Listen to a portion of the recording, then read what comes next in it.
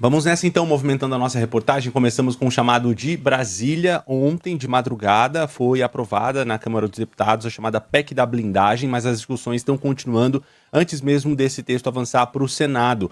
O presidente da Câmara, Hugo Mota, está articulando e pretende aí fazer essa alteração da votação da PEC da blindagem. Os parlamentares retomaram a discussão sobre o chamado voto secreto, uma coisa que não constou nessa primeira aprovação da madrugada de hoje, e agora querem fazer valer. O Márcio Rocha está chegando por aqui direto de Brasília e tem detalhes para nós dessa história. Boa tarde, Márcio, bem-vindo.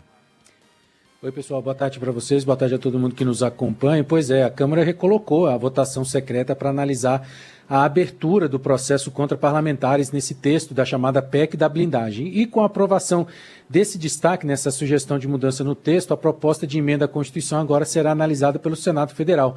Após essa manobra regimental, para uma votação que já tinha sido encerrada ontem, na terça-feira, 314 deputados foram favoráveis à medida, com 168 contrários, sendo que eram necessários 308 votos para que essa medida fosse retomada. Então, só para lembrar que essa PEC amplia a proteção aos parlamentares. Pelo texto, antes de processar um deputado ou um senador, o Supremo Tribunal Federal deve pedir autorização ao Congresso, ou à Câmara ou ao Senado para prosseguir com inquéritos ou denúncias. Além disso, estende o foro privilegiado aos presidentes de partidos que tenham parlamentares eleitos.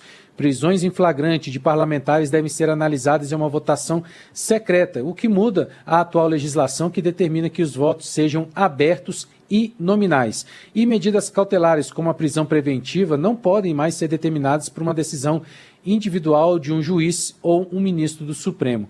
A prisão em flagrante, por exemplo, seria apenas para crimes inafiançáveis. E em caso de detenção, o parlamentar deve ser levado imediatamente para o Congresso Nacional, para que o plenário ou da Câmara ou do Senado decida se essa prisão será mantida.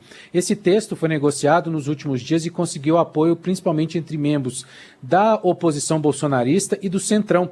O deputado Cláudio Cajado, que é o relator da proposta, quando ela foi aprovada, afirmou que essa PEC, na verdade, protege a atividade parlamentar. Mas no Senado, a tendência é que essa matéria enfrente uma certa resistência. Isso porque ela precisa passar pela Comissão de Constituição e Justiça da Casa, e o presidente da CCJ, o Otto Alencar, já declarou que é contra a PEC, que a Câmara cometeu o que ele chamou de falta de respeito com o eleitor e que ela não tem apoio suficiente dentro do Senado Federal. Lembrando que essa medida foi um dos acordos costurados durante a ocupação da oposição, no plenário da Câmara dos Deputados. Teve a participação do ex-presidente da Casa, Arthur Lira. Isso tudo aconteceu quando o ex-presidente Jair Bolsonaro foi levado para a prisão domiciliar. Então agora a gente fica na expectativa para a votação desse texto lá no Senado Federal. Volto com vocês.